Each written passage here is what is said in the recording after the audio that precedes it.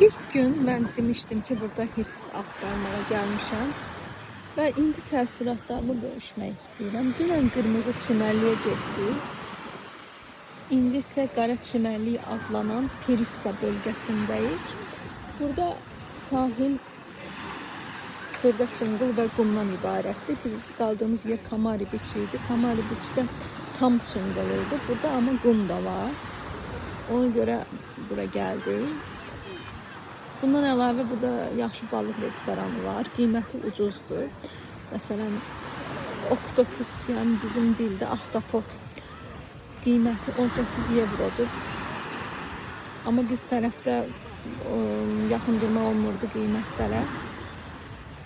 Çox təriflədilər o restoranı. Orada oktopus və shrimps yedik. Yaxşı pişirmişdilər. Qalan restoranlar fast food idi. Bayaq dediyim məsələyə qayıtsaq, Red Beach'də həqiqətən hiss var idi.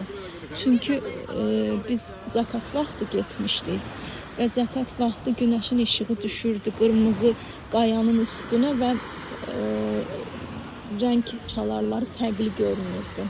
Yansıma verirdi. Hətta mənim üstümdə də yansıma vermişdi. Ona görə fotolarım çox gözəl alınıb. Sonra burada Qara Çimərlik adlanmanın səbəbi qara qumla əlaqədardır. Amma Red Beach'də qırmızı qaya ilə əlaqədar idi. Bir də onu qeyd edeyim ki, mənim şalvarım islanmışdı orada. Və şalvarım istalandan sonra qurudu, qırmızı rəngi oldu. Mən bilmirəm bunda nə hikmət var. Dəniz həmin dənizdir və niyə görə qırmızı olsun? Fikirləşdim, yəqin qumun rəngi çıxıb. Çünki suyun rəngi qırmızı deyil. Burada isə qayalar ağ rəngdədir. Red Beach Akrotiri tərəfdəydi.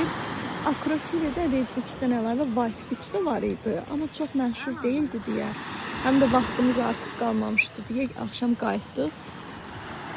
Bura gəlməyə qərar verdik. Sizə qayanı da çəkib göstərmək istəyirəm. Görürsünüz, qaya ağ rəngdədir.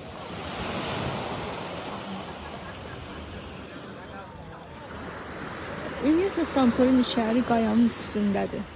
Santorini adası qayanın üstündə yerləşir. Ən məşhur bölgələri Fira və Oiya bölgəsidir. Sabah isə sonuncu günümüzdür. Sabah Akrotiriyə gedəcək yenidən. Çünki Akrotiridə muzey var. Həmin muzeydə şəhərin qalıqları saxlanılır. Dünən gec oldu deyə biz ora girə bilmədik.